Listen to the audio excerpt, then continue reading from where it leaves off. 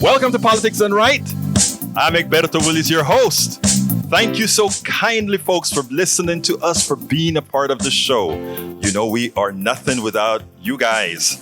And you know, it's all about you. Anyhow, we are going to have a great show for you today. I love the way Rourke announced it today. You know, I called him Mr. Sweet Tongue, you know. Hey, Andrew, you know, when you have somebody that has that voice when they're playing their music and all that kind of stuff, and, you know, I want to say, hey, you can announce my show any day, bro. Some people are just gifted, I guess. I know, man. Anyhow, what's up with you, Andrew? I'm doing well. How are you doing yourself, Egberto? I am doing great. Now, you know, last time you were on the show with me, right? I remember that there was this quote that I said, I'm going to steal that quote. And it came in from Think Wing Radio, which is, tell us a little bit about when Think Wing Radio comes on. Yes. And also, let's talk about that quote before we get started. Well, Think Wing Radio with Mike Koenig is a political talk show on 90.1 FM, KPFT HD2. It's hosted by Mike Koenig and co-hosted by myself. And last week, we talked about sort of Mike's core philosophy, I think, which is an educated on your show, right? Which is an educated electorate is a prerequisite for a democracy. Now, last week I said that Mike was quoting somebody else. I actually talked to him since then, and we found out it's a quote that originates from him. He thought it was from somebody else, but there's no evidence of anybody else saying it quite that way. So that is an original Mike Koenig quote. So we're going to call it an original Mike Koenig of Think Wing Radio quote. And I think that is great. 713-526-5738, folks. 713-526-5738. Please give us a call as we join the conversation. Title of the show today, $42 an hour minimum wage. French revolt continues. ACA Preventative Care and Internet Archive overturned. Did you hear about that Internet Archive thing? I absolutely did. I followed it very closely because I mentioned last week I'm a card-carrying member of the Electronic Frontier Foundation. Yes. They were supporting the Internet Archive in that fight, I believe. Well, let's talk about that later because, you know, we're talking about wanting our society to be more educated, etc., and we're putting all kind of barriers because we want to monetize just about everything. But anyhow, the subtitle of the show: both the ACA Preventative Care and Internet Archive have been nixed by courts. If the same Wall Street fairness applied to all, the minimum wage would be what? $42 an hour. The French Revolution. It spreads. Anyhow, New York District Attorney Alvin Bragg indicted the former thug-in-chief, Donald Trump. Most rags will be saturated with all that coverage. We will not. While Trump may be consequential when we are looking for small thinking, comic, or macabre relief, it does nothing for the condition Trump, neoliberals, and the Republican Party have left America in, as the middle class and poor continues to struggle more and more. So today, we cover 4 subjects if we can get to it, if you guys allow us to get to it. But, you know, that's not a prerequisite. You can call 713-526-5738, extension 2, and talk about anything you want to talk about, because this is your show. Anyhow, folks, 713-526-5738. So we'll start with the first subject, and I think I want to tackle the minimum wage first. It goes like this. I was watching the hearing where the CEO of Starbucks got upset because a senator called him a billionaire. Can you believe that? They called him a billionaire, so he got upset. He her tone as an insult and snapped back. He took her tone as an insult. God, I have quite a few typos in that thing I sent out this morning, the newsletter. Sorry, guys, but forgive me. I was in a rush. He took her tone as an insult and snapped back. He claimed he earned that money. The truth is, Our economic system is predicated on what? On the ability of those with capital to get a substantial piece of all the labor and intellect we all generate. We cannot allow the billionaire or super millionaire class to create a narrative that we sit back and believe. We do it at our detriment, folks. Worse, it makes us complicit in our own demise. A recent article brought out a reality that should wake us up. It should wake us up. I'm going to read this little snippet, then I'll go to Ray, but let me read this snippet first. Citing the federal minimum wage in the United States would be more than $42 an hour today if it rose at the same rate as the average Wall Street bonus over the past 4 decades, according to an analysis released Thursday by the Institute for Policy Studies. Citing newly released data from the New York State Comptroller, IPS noted that the average Wall Street bonus has increased by 1,165% since 1985, not adjusted for inflation. Last year, the average cash bonus paid to Wall Street employees was $176,000, 75% higher than in 2008. Okay? 2008, but slightly lower than the 2021 level of $240,000. Think about that. Think about that. Sarah Anderson, director of Global Economy Project at IPS and the author of the new analysis, wrote Thursday that average weekly earnings for all U.S. private sector workers increased by only 54% between 2008 and 2022. Amazing. The total bonus pool for 190,000 New York City-based Wall Street employees in 2022 was $33.7 billion, enough to pay the 771,000 jobs that pay $15 per hour with benefits for a year. Anderson observed, Wall Street bonuses come on top of base salaries, which average $516,000 for New York securities industries. I want you guys to understand the kind of money we're talking about. Let's go to Ray on line numero uno. Ray, how are you doing today, sir? Hey, happy Friday, Egberto. Happy Friday to you, sir. I heard you coming. I just heard $42 an hour minimum wage, and you had piqued my interest, so my ears were open to where did you conclude that this would be possible in policy change? Well, you know what is interesting, right? When they say $42 an hour, I can understand that. Some people are going to scream, small businesses, and I would too. If I owned a pizza shop, I can't afford to give a worker $320, and I have 10 workers. That would be $3,000 a week when you count I managed a pizza shop when I was in college, so I understand the issues, but that's not what the issue really is. The issue is $42 an hour, which should mean like health care, whatever your health care premium is and all of that, right? But guess what, Ray? If we were like, let's say, some other countries, right? Progressive countries. When I say progressive, I mean that care about their people. The employer wouldn't have to worry about things like, guess what? Healthcare insurance, because it would be covered progressively by wages, right? So which means take off about $10 an hour for the real cost of healthcare. That drops it to about $32. Then if we had a really great social safety net that people who needed subsidies to put their kids in daycare or some sort of a care while they are able to hold a full-time job, that eliminates, I don't know if you know any parents right now, but I know parents that are paying 2 mortgages because they're putting 2 kids in school, right? So there are all these things. If society looked at families as what they always talk about, family values, that employer then would just be responsible for wages. That's bullshit. They don't care about family value. Right.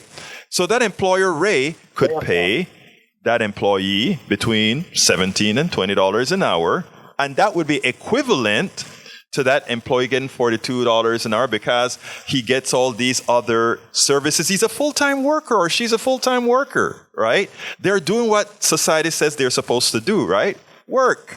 so that we all work together. And those people who make a lot of money, because they are also put in a lot more value onto, they use the roads more, they use things more, they use our financial infrastructure more. Of course they should pay more taxes, but that's not how our society have been trained to think, No, it's not at all. And, that's funny you mention that, because it's like, even if you make in America, or as I call it, America, M-U-I-C-A, that's where we live in right now, America. Yes. So in America, basically, your net pay is really what you can live on after you deducted all of your life expenses. Like, people don't understand, real wages after taxes, after insurance, after Social Security, and all the other Medicare, fees. Yeah. Basically, that, by the way, the upper class doesn't pay because there's a cap that needs to be lifted desperately. Why shouldn't they have to pay when they are the ones exploiting us, and we're going to need it in the future after we've been having our backs broken trying to do all of this work for them? Ray, you know what? I love when people call in, especially folks like you that have this information, because it gives us an opportunity to be able to explain to folks things that's just glossed over if you listen to the main news. Let me just pause for a second. Folks, I'd love to have more calls on this issue. We have several other issues to cover. If this issue is tickling your fancy right now, I would love to hear from you. 713-526-5738, extension numero dos. I see a lot of you listening, but not many of you calling. So again, go ahead. I don't have that other app up. But anyway, go ahead and give us a call at 713-526-5738. There is something that I want to mention as well, and to expand on what you had to say, Ray, that is very, very important. When you mentioned that and for those of you that are in chat, I forgot to start the chat up early, so all the messages are not going to be conjugated into one place again. So please go ahead and re-enter your messages if you want me to talk to you or answer them. Here we go, Ray. That point that you brought up is important. Your real wage is when you look at after your fixed. You know what's so funny? In business, right? When you're doing a ledger for a business, there are two kinds of costs that we talk about. There's a fixed cost and there's a non-fixed cost. I don't remember what that non-fixed cost is called. In other words, the fixed cost is that no matter what you have to pay for, and everything else is incidental. When it comes to the national budget, we also have the discretionary budget, and we have the things that we always have to pay for, right? We don't look at the military. Yes, sir. We don't look at the family budget that way, even though we should. And why should we look at the family budget this way? We should look at the family budget this way because what occurs is the following. And this is a very important concept for us to understand. When you go ahead and take out your insurance money, when you go ahead and take out, as you mentioned, your Social Security, Medicare, and things like taking care of your family as far as childcare, because you have to work in our society, which is, the responsible thing to do, what you're left with is your real discretionary, right? Now, here's the kicker. Let's imagine everybody that's listening to me right now. Let's imagine if we said, society depends on workers, and as such, we have to ensure that workers can go to work. Don't talk about anybody if you're talking about we want families to have kids. Right now, we have a shortage of kids in the United States to be able to handle Social Security later in the future. We have a shortage of people. That's why we need to bring people into this country. We don't have enough. We don't see that publicized quite often, but we have a shortage of people to keep things going. If we want families working, if we want all these things done, we need to have that infrastructure to do it. Then people say, well, who is going to pay for that? Well, based on how much the wealthy has skimmed out of the country, and notice I use those sort of quasi-derogatory terms like skim. I use that for a purpose.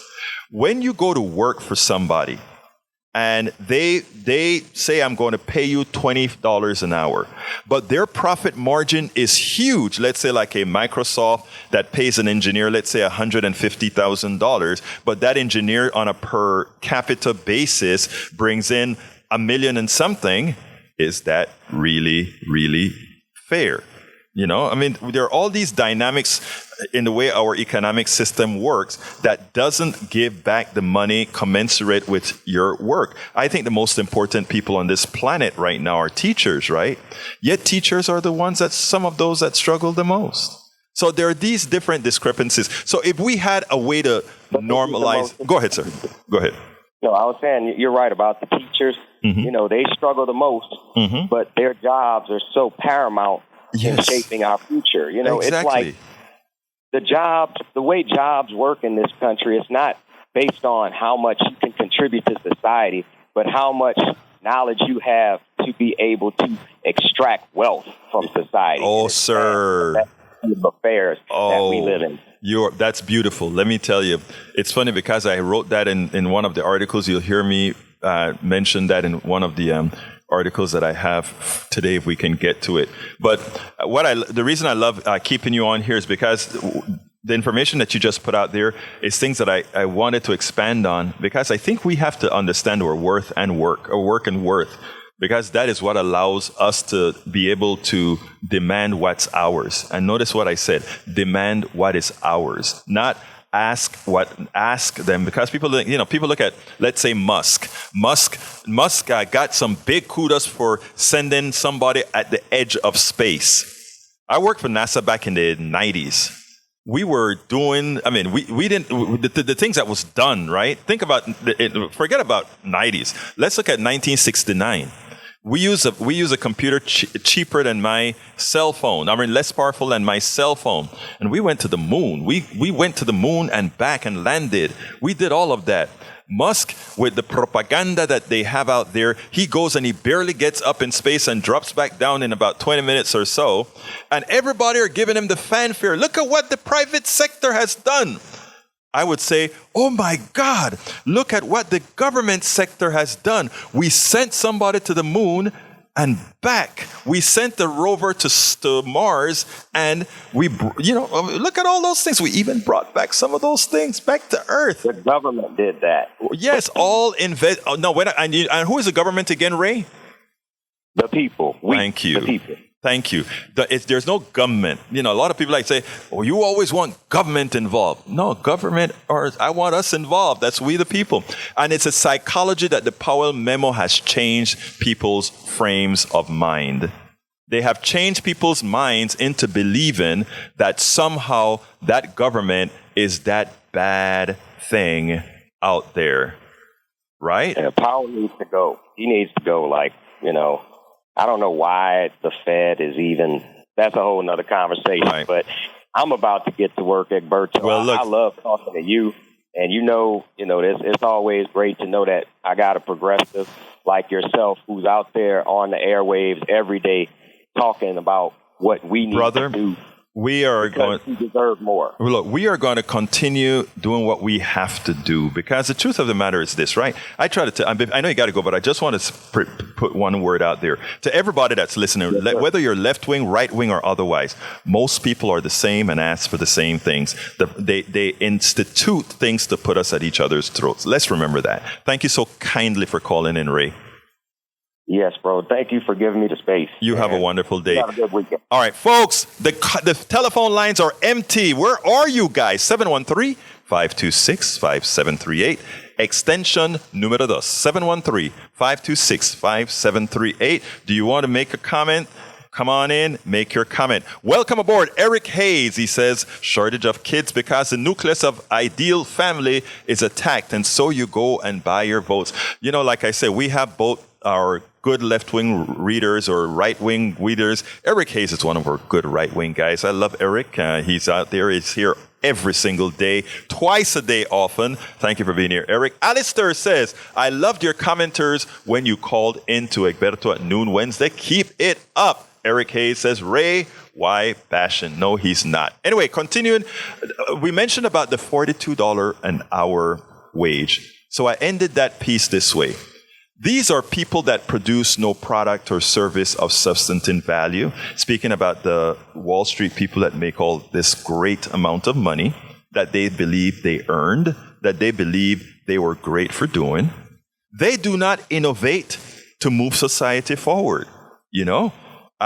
we must learn to respect ourselves and our fellow workers, who are the ones that make society prosper as a large percentage of the rich parasitically leech on us all. I mean, think about that. I really want to think about that. Every day you hear on TV how lazy Americans are. I'm sorry. When I drive in the mornings and I go to and you hear me talk about my stereotypical place, the ghettos, the barrios, and Appalachia. When I was out there in D.C. and me and my daughter drive into some of those areas, you know what I find? People at bus stops going to work, people at bus stops, people doing what they have to do to get to work. We know many of them making menial salaries. When I go to South Park, Houston, the bus stops in the mornings, they're filled. When I go to mi barrio ahí, están llenas de gente trabajando. They're full of all these people going to work. When I go to my McDonald's, I don't have a problem in that line when I see him or her flipping that burger for a menial salary. No, I'm so sorry. Americans are very hard workers. They're just not very well paid workers. That's the only thing. And I have my SDA guy in here. I want to say, give me your thoughts on that, Andrew, because I know you have something to say about that wage issue. Well, I'm not a DSA guy myself, but I am an IWW guy. Okay. I am a union man. Okay. And I will absolutely agree with you. I think, workers understand that the world revolves with human work, with human effort. Yes. And, that work is not the fact that there are people making decisions, people making profit off of the work and the effort of the average worker. That's not integral to keeping the world moving. That's not integral to keeping us all alive. The work is what keeps us alive, not the profit. Right. So, I absolutely agree with you. People do what they have to do to survive, and people will do what they have to do to survive in any situation, whether that means, competing like the society that we have now, or a society based on cooperation and meeting everyone's needs. The problem that workers face in America and in most countries around the world, I would say, is that they are not the ones in power in their workplaces. They do not have the power over the work that they do, and they don't reap all of the rewards from the work that they do. They're given a small section of it and expected to make do. Yeah, it's funny. I have two of my good conservatives on here in the chat. Supporters, actually. Lee Grant says, here is some fun fact. Less than 2% of us workers makes minimum wage. There is no minimum wage in Sweden. How do they do that? Well, there are different structures. Some companies, like in Germany, they make the worker an integral part of the business decision. We don't. So that creates a big difference there. As far as 2% of the people making minimum wage, I usually find it amusing, Brother Grant, when people say that. It's like, it's only a little bit of people making minimum wage. What they don't tell you is that minimum wage is, let's say, $7.25 or whatever it is where it is. As long as you make it $7.26, that statement is true. Most people, 2% of the people don't make minimum. Only 2% of the people make minimum wage. Because if you go now from $7.26 to maybe $8 an hour, suddenly that number zooms up. But it's not a lot difference between $7.25 and $8, right? And let's remember, there's a whole lot of people that make sub-minimum wage. Right. People in service industries, restaurants, and these sorts of things where they rely on tips. Right. And they're expected to make that minimum wage in tips. Theoretically, according to the law, if they don't make that in tips, the employer has to get them up to that minimum wage. But in reality, Yes. And let's also not forget, disabled workers who have a lower minimum wage federally mandated than the $7.25 an hour. So that is so true, Andrew. So true. Folks, give us a call, 713-526-5738, extension number 2, and you'll get on air right away, 713-526-5738. 5738. We definitely want to hear from you guys on this particular issue. We also have, para ver, Maywood, welcome to Politics Done Right. Jules Ray Winfield, welcome to Politics Done Right. Lee Grant, welcome to Politics Done Right. And the Venerable E2247 is in the house as well. Thank you guys for being here, listening up. Let's go to Colby. Come on in, Colby. Hi, Egberto. How you doing, my brother? Doing well, having a good day. Great, talk to me. About the elephant in the room. But about the whole minimum wage and all that stuff. Yes, I just wanted to, I'm looking at some figures right now for Texas. The average household income right now is $89,500. Okay. Which, that's combined income. Right. That's half the people make that and half the people make less. Yes, sir. Yes. But what's more important, I think, than the mean is the median. I'm sorry. You said the mean. I thought you said median. Got it. Yeah. So the mean, the average is 89,000 and the median is 63,000. Oh, my God. $20,000 difference. Yes. So, we have 3 to 4 times as many billionaires now as we did when we last raised minimum wage. Right. So all these billionaires, they raise the average salary up, but, what they're really doing is just skewing statistics. Exactly. You know what? It's so funny that I don't know how often you listen to the show, but remember, listen to the show every day. But here's the thing that I like to tell people. If I have $1,000, if I said that the amount that I pay out is $10,000, right? And one person makes $9,000 and everybody else makes $100, guess what? The mean is $1,000. $1,000 is the mean for the wages, right? And people think, wow, that's great. The wage mean is 1,000, but you just use a magical number, Colby. Your magical number but it's $1,000. Let's go to Augie. Come on in, Augie. Let's see. Yeah, Augie, how you doing? All right. Well, you're talking about Europe and minimum wage. Yes, sir. But they also got a thing called co-ops. Right, cooperatives, yes. Yeah, and they're working great in the Scandinavian countries and some other countries in Europe. And when they get the workers involved, they do well. And I used to work for Southwestern Bell Telephone. Mm-hmm. And the garage I was in, we had 3 different crews.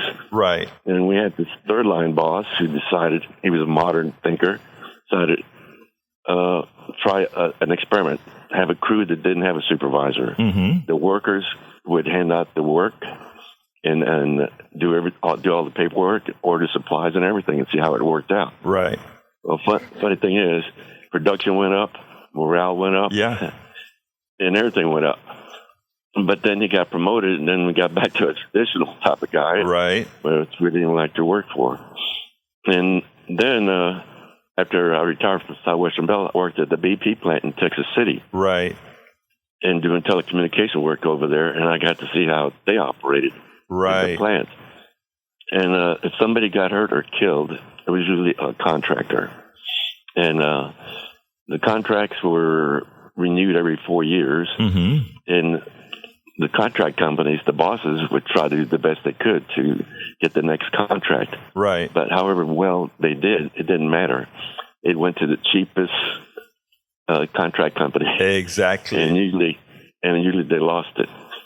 But they didn't have another technician that could work on the copper telephone line, so I stayed when our contract was up. My company lost it, but they put out the notice that if I got hired, the company that got me and 2 other techs would win the contract. So this other company hired me, right, and they won the contract. Augie, let me tell you something, because you're bringing up something that is very important, right? I love what you spoke about when you spoke about the cooperative and also the permutation with, let's say, sort of what you spoke with yourself, with your company. But what people don't, it's always amazing that you hear phrases like you get what you pay for. You get phrases like give people an ownership society. All these kinds of phrases many times you like to hear a lot of neoliberal folk use, right? But putting it into action is never really true. Because what you've just said there, I mean, think about it. Think about the performance increase when you had that cooperative behavior in your company, right? Where people apportion work based on their best, he best does this other one best. And it works. You always have some lazy bomb or something like that. But you have that in society. You have that in business. You have that everywhere, right? But most people are good people. Most people want to do what's right. Right. Right, Augie? And, yeah. But at the BP plant, there was this one unit they were going to tear down, but they couldn't do it because there's a telephone cable going through it. Right. And they couldn't tear it down until they moved it. And I was the only one that knew how to do that. So I got involved in a management meeting, and a BP guy from England, one of the big shots, came over to see how the Americans were doing at this plant. And they were going over,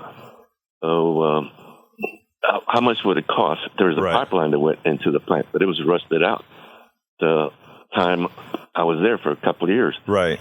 But the pipelines are inspected every so many years. Right. And they run something called a pig. I know what it is. It goes through the pipeline, and some of them now have all kind of sensors to tell you where there's corrosion on the inside, et cetera.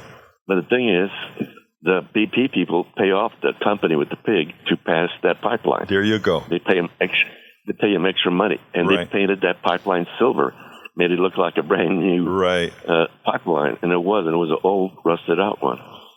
But the BP guy from England was asking about, okay, if we keep oil running through this pipeline before it explodes and kills people and hurts them, how much money would it cost to pay off the suits that we got? Oh, my God. What's the difference between if we just let it go now until it blew up? How much profit would we make? If the profit was greater than the lawsuits they would get, they just said, well, keep it running. Augie, I want to finish your subject right there because I think I want to cut that piece out that you just said. In fact, I'm going to cut that piece out that you just said and make a blog out of it because what you just said is a way the corporate structure works for airplanes, for everything. The cost analysis base, where life, and notice what you just said, Augie, life wasn't given a value other than what the legal system would pay based on a suit. Correct. Wow, thank you. Hey, Augie, I got to continue with the blog and stuff here. And come on in, Andrew. So I'm going to let you go, and then thank you so kindly for calling in, my brother, okay? Yeah. All right, man. Take care. Go on, Andrew, before I continue. Yeah, I also wanted to, I was listening to Augie. I was very impressed with what he was saying. Absolutely. And I wanted to add my piece. I think, the IWW, we love worker cooperatives. Unfortunately, there are most banks, financial institutions, even the Small Business Administration will not give cooperatives loans to get started. And I think that Augie's story about, the experiment with the self-managed team and the fact that it all fell apart once the manager left, and his story about working at BP, being in the room when that executives meeting was happening. I think that's more proof that you need, when you want these kinds of changes to the corporate structure, when you want these kind of management changes, that needs to come from the bottom up. It needs to come from worker power, not from management, because management can leave. Management can get replaced. It's all about the company's bottom line. Workers, if they have the power, if they organize and they push these demands through to management, they can push again whenever it gets threatened. Andrew, and that's why the importance of having the young mind like yours out there. Right? Because many of us older folk, right, we are pre-programmed to the way things are. Having the young mind is so important because you know your worth, you know your will. Anyhow, folks, give us a call, 713-526-5738, extension numero 2. Give us a call again, 713-526-5738. Folks, the next subject is the ACA Preventative Care has gone kaput, right?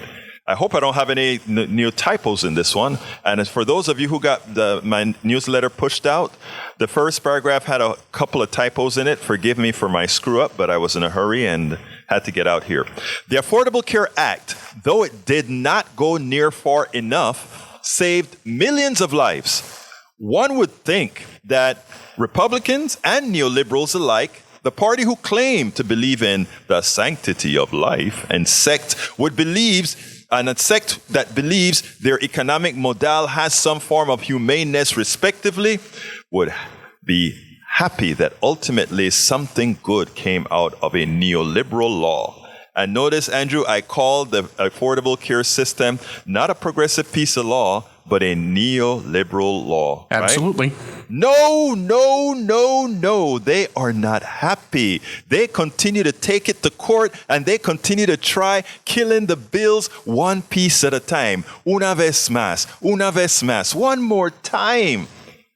And they won an important victory that will kill millions of Americans. A U.S. district judge in Texas has overturned the ACA Preventative Care provision in the law. Common Dreams reported the following.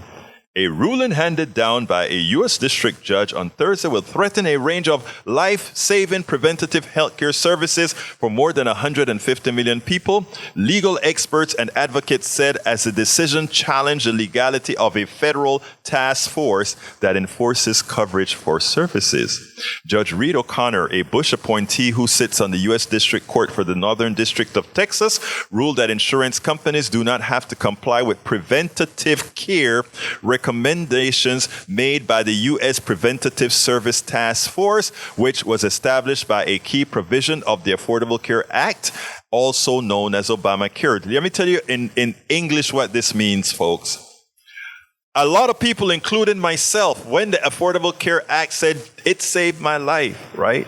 You could now go in for colonoscopy once, however, I don't remember what the period is, and make sure that everything was okay. You could go ahead, women could get pre-screening on breast cancer.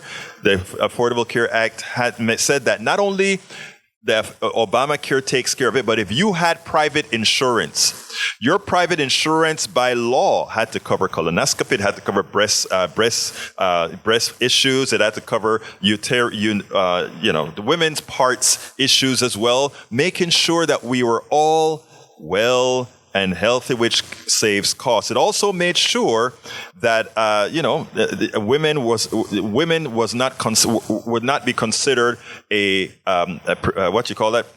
pre-existing condition. Pre-existing condition. All these bad things that insurance companies did were gone. So what is it that the family values, sanctity of life party, along with a few neoliberals, wanted to do now?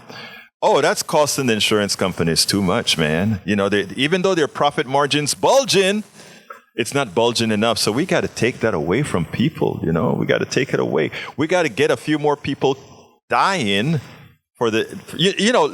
Look at how it connects to what Augie said. Think about this.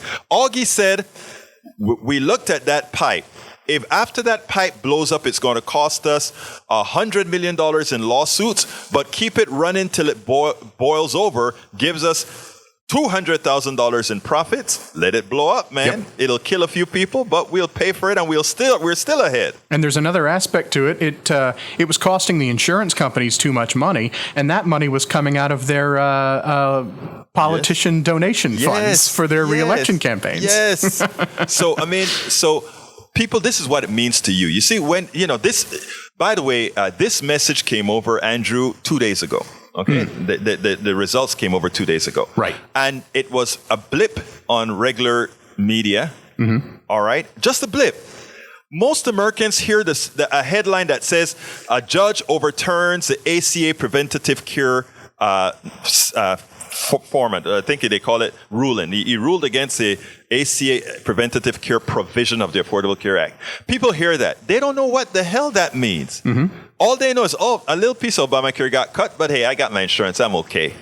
That's what the average American they're going to feel, they're going to see, and you can't blame them because that's what's reported to them. It didn't report to them that no longer is your colonoscopy taken care of, no longer is your breast exam taken care of, no longer is your that thing that women pap smear taken care of. Mm-hmm. All of that now that used to be taken, that's gone. Finito. Ya no más lo van a hacer. They're not going to do it anymore. 713-526-5738. Hit extension number 2. I would love to hear what you guys think about this subject, about how is it going to affect you? Do you see, did you know about it?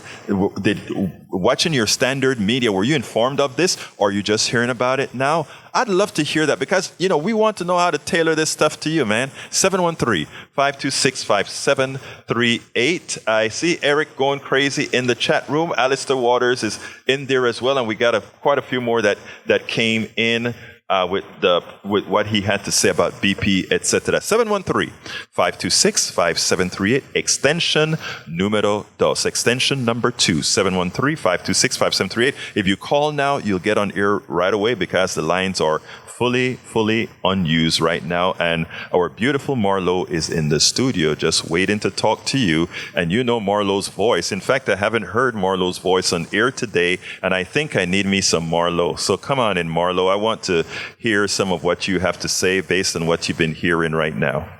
Well, I'm always interested because I, too, am a member of a union. So I believe in the idea of collective bargaining, and I am always afraid and a little angry when people are constantly trying to take our rights away.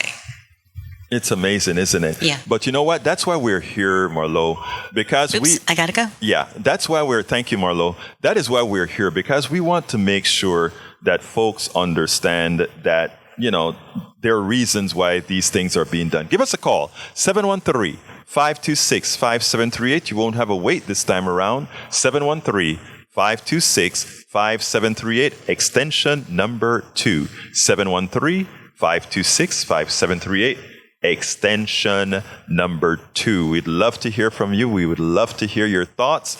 What can I say? This is your show. So to finish up that particular article, I said, the party that believes in the sanctity of life is comfortable with the sanctity of death if there is a cost associated with life. If there's a cost associated with life. All right. Since nobody else is calling on the ACA, I'm going to give 30 more seconds on that. 713-526-5738, extension number 2, if you want to discuss anything else about the ACA. But we're changing the subject a bit now to the Internet Archive. The Internet Archive, what is that, you may ask? We want an educated society. Let me tell you this. Our economic system believes every aspect of our society must be monetized by the few. Again, it is parasitic in nature for the wealthy.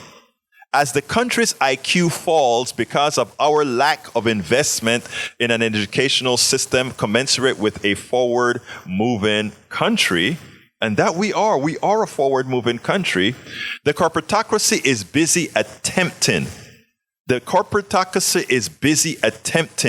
to make sure they can make a few pennies on every word you read. A chilling ruling against digital books by a U.S. district judge has the Internet Archive vowing to appeal the decision. Internet Archive, which is the name of the group, vowed to appeal after a U.S. District Court judge on Friday sided with 4 major publishers who sued the nonprofit for copyright infringement. Common Dreams reported the following. Prior to the COVID-19 pandemic, Internet Archives operated a controlled digital lending system, allowing users to digitally check out scanned copies of purchased or donated books on a one-to-one basis. As the public health crisis forced schools and library closures, the nonprofit launched the National Emergency Library, making 1.4 million digital books available without wait lists. Hatchet HarperCollins, John Wiley Sons, and Penguin's Random House sued Internet Archive over its lending policies in June 2020. Judge John G. Kotel of the Southern District of New York on Friday found in Hatchet versus Internet Archive that the nonprofit creates derivative ebooks that, when lent to the public, compete with those authorized by the publishers. That is not true. The judge may feel that way, but that is not how it works. Internet Archive argues that its digital lending makes it easier for patrons who live far from physical libraries to access books, and it supports research, scholarship, and cultural participation by making books widely accessible on the internet. But these alleged benefits cannot outweigh the market harm to the publishers. In a statement responding to the ruling, Internet Archive founder Bruce Serkal pledged to keep fighting against the publishers. Let's go ahead and get Johnny on item number 1. Come on in, Johnny. Hey, Egberto. Oh, but wait, before Johnny, let me just tell folks, I know the calls got, a lot of you heard the phone ring and then you had to hang up because you thought it wasn't answered. We were just in the middle of a lot of things, so give us a call again, 713-526-5738, extension number 2. All right, go ahead, Johnny. Okay, I'm just taking a quick break here from messing with the Republicans of the insect world. Go ahead, my friend. I'm stealing Marlowe. You wouldn't be Johnny if you didn't say that. Talk to me, Johnny. I did just say it. Shall I repeat it? No, you're Johnny. Come on, talk to me, Johnny. I got to jump to another one, too. Come on, talk to me. Dovetail with you were discussing just now. Yes, sir. And with the previous caller, whose name escapes me right now. Yeah, Colby. Well, not Colby, the other guy. Ray. No. Okay, I forget. Go ahead. We're all human. Anyway, here's another reason. Here's another benefit. I say benefit in quotes, to the corporate industrial oligarchy. This is how they see a benefit for destroying education. Yes, sir. For neutering our public schools and eventually eviscerating them. Yes. Is that when you don't have an educated populace and demotivated populace, an uninformed populace that's only able to function in the workplace, barely, guess what? You can't have a society that goes to a hybrid economy like you and I have discussed before. Yes. Where you might have 50 or 60% regulated capitalistic businesses and the balance horizontally based cooperative businesses. Right. They know that. And that's another reason why they're so motivated to disembowel the public school system. And even the subject that I just covered with the Internet Archives. Augie, that's it. Augie, yes, Augie. But anyway, Johnny, you finished for me to go to Rick, or you have something else to say? No, I just added that, and I thought I'd just put that into the mix for people to think about. Well, brother, your input is always welcome here. Thank you so kindly. Let's go to Rick. Come on in, Rick. Number 5. Rick, come on in. I'm here. You're here, Rick. Okay. According to what Augie was saying, and the way they play with us, and they strip, away the health care the way they do. They want to strip away our Social Security and such. I'm a person of 69 years age. Mm-hmm. Okay, and I'm still working. I still have full coverage. Mm-hmm. But the day's going to come when I'm going to need my Medicare. Yes. It might not be there when I get there. The way these people are working. But I'll tell you one thing. They make sure that they're covered even through retirement. Yes. And they get everything. And something tells me that when they make these arrangements, the insurers will say, we'll make sure we'll cover your colonoscopy and your wife's conditions and everything else if you vote in our favor. You are so right. Let me tell you what happened recently. I had a friend of mine who is at Medicare age. He's in his late 70s. His wife is in her early 50s. And he wants her to keep that job so that because that job, great healthcare policy is also going to cover him, because he doesn't want to go through the things that Medicare is going to put him through, which in his case wasn't really bad. But brother, right. So you get what I'm talking about. You hit the nail on the head. But let me tell you, you said Medicare is not going to be there. I think more positive than you are. And here's what I'm going to tell you, Rick. We have. Well, I think that if the people squawk enough, they won't take away. Okay, you got where I was trying to get. We are not victims. Well, we I tell are you what, not victims. We right. are. We make things happen. A lot of those constituents are Republicans too. Right. Okay, that need those services. Yes. And one more thing. When you talk about the media, I know that the right-wing media will never talk about issues like that. No. The left-wing media, they're so bogged down with other BS that sometimes they don't get a chance to cover everything. Well, no, what happens, you just hit the magic on the head, though, sir. Let me tell you what happens. They lead the discussion. They make us talk. You notice how I started my program today? I said, I am not talking Trump today. Because they want to talk Trump. They want to talk all these other things that has no effect on your grocery bill. It has no effect on your health care. It has no effect on your kids getting support, right? So that we are going to argue all those things. So I wanted to start my program today saying we're not talking about Trump. So anyway, thank you so kindly, Rick. You have all right, mi amigo. Have a good day. You too, my brother. All right, is that, let's see what we got here. Let's go to Rad. Oh, Rad, okay. Tori, come on in, Tori, on line 1. Tori, you're hot. Can you hear me now? Of course I can, my brother. Hey, so you were talking about minimum wage earlier. Yes. And I had a couple of points, from the history department here. Franklin Delano Roosevelt, as part of the New Deal, yes, he was, proposed a maximum wage of $25,000. Yes. Nobody talks about that. It didn't get implemented. We got the Social Security and all this other good stuff, but we didn't get the maximum wage. But that's, really one of the biggest problems here is the concentration of wealth. That is the single biggest threat to democracy. Oh my God! And it's not these dimwit fascists. It's the concentration of wealth. Yeah. Because even liberal people like Jeff Bezos or Elon Musk, distort democracy. I want to interrupt you for one reason only, because you're a professor, so you talk in professor language. I want to talk in something that just the average guy understands. Because when you say maximum wage, right, you are going to make people believe that you want to take away what they have earned. Okay. I want you to listen to what I'm going to say very well. It comes across as you want to take away those people who earned something, right? And it's so important for us to set the scale right. You remember there's a time when our highest income rate was 91. I mean, the income tax rate was 90-something%. And it was 90-something% to try to implement something similar to what you're saying here. Nobody earns $1 billion. Nobody earns $100 million. Anybody, and that's what got me irate when I listened to the Starbucks chair. And I go to Starbucks. I wrote my books in Starbucks, all of that. I love the people at Starbucks because he did give them a better wage. He did give them health care. Schultz is right when he goes out there and says, I gave my workers much better than most companies in America. He's right about that. But that's not enough as far as it concerned. He wants to be a god. Say, Andrew, you wanted to say something real quick. Okay.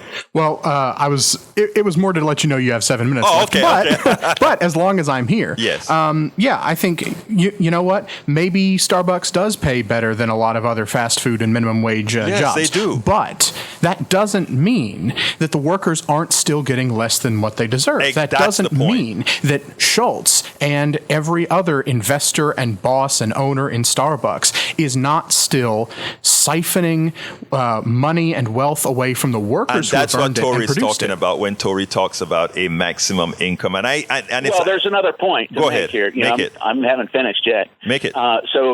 As you point out, the tax rate of whatever is one way to level the playing field. And, there's a lot of precedents for that here and all over the world and, in the more advanced industrialized countries. Right. But what we can learn from some Nordic countries, I believe some of them have maximum compensation for executives set at like $5 million. Right. So they don't have any of this $400 million executive salary and bonuses. And, it's not because of anything other than it distorts the political system when you concentrate wealth. You can't have a democracy with this kind of extraordinary difference in minimum and maximum income. And there's another answer to it as well, Tori, and I wish more people would say it. It's math. It's math. If you have a pie expanding at 2%, and the wealthy in that pie expanding on 7%, mathematics tells you that eventually over time, that the sect that's getting 7% increase on that pie will eventually eat up most of that pie. And that is exactly what is happening right now in America. Thank you very much, Andrew. We have to realize that. I think I could get another call in. 713-526. Okay, have a good one. You too, Tori. Thank you so kindly. 713-526-573. Come on in, number 2. I don't have your name, but come on in. It's Brad. Brad, talk to me, Brad. You mentioned something about this internet copyright stuff. Yeah, the Internet Archive. Yes, sir. So you're telling me if you yourself, you wrote your autobiography. Yeah. Okay. You spent, let's say, 12 months doing it. Okay. Yes. Who knows? God knows why anyone will want to read it in the first place. Right. Okay. But all of a sudden, the Internet Archive gets it and they make copies of it. Yeah. And everyone gets it for free. I love that. I know where you're going. I don't have a lot of time left, Brad, but you are right. You are absolutely right, Brad. But hear me out now. Okay, you are so right. Listen to me now. I've written 5 books. Okay, my books are also on the Internet Archive, right? And people are being able to check it out and read it, and I don't make a penny on that. That's fine. Here's the reason why it's fine. Listen to why it's fine. It's not magic. If let's say Kingwood Library buys 5 copies of my book, right? They would then loan that book out one at a time to different people to read, right? There's nothing wrong with that. I got paid already for those books that were sold. Internet Archive works the same. Internet Archive says these are books that's been donated to them electronically, right? Yes. And then I agree with you. So if one person can read your book through the Internet Archive, they finish it, then another person, but only one at a time. Right. Yes. Okay, if you do it one at a time. Yes, that's how it works. So you're telling me if you wrote a book, and again, why would anybody want to read it? But let's say I did because you love me. Yeah, okay. So I can check it out at Internet Archive. Yes. But no one else can until I uncheck it out. That is right. Yes, sir. Oh, well, screw that. That's stupid. That's a library then. Thank you. That's what we were saying. Did you want to add something? Go ahead, real quick. No, that's it. Thank you very much. Thank you very much, Brad. You stumbled into the truth. Finally, you stumbled into the truth. Okay, Brad, let me get somebody else wants to know, but thank you very much, brother. Go ahead. While we're on the subject of the Internet Archive, there's a Tech Dirt article about, I think it's corporations are one step closer, publishers get one step closer to killing libraries, that lays out a great argument against this idea. I want you to email me that because I'm going to have to blog it because we're running out of time. Come reel on, MOD, real quick. You got about 30 seconds. Hey, 30 seconds. Move it fast, my dear brother. I know. So if China has a green light from the governor of Michigan to build this battery plant, yes, that's coming up because that's a fact. But, thank you, brother. In China, hold on. I gotta go. The time is hot for real. Let me say this. That we're meeting on sustainable development in NATO countries in the U.S. while the rest of the world is getting ready to go to Thank you very much. My name is Egberto Willies. This is Politics Done Right, and you guys know how I end this baby. I am what? Out! We spend a lot of time deconstructing the news, trying to parse it into a form that everybody can understand. We try to find those little nitpicks where it flies above the fray, etc. If you really like these videos that we do, I want to ask a big favor. Please go ahead. Number 1, subscribe to our channel. And number 2, please join if you can. Thank you so kindly for watching. Keep watching. Please remember to share. We must populate the entire internet with our progressive message, a message that we know is what most Americans say that they want. So help us, please join.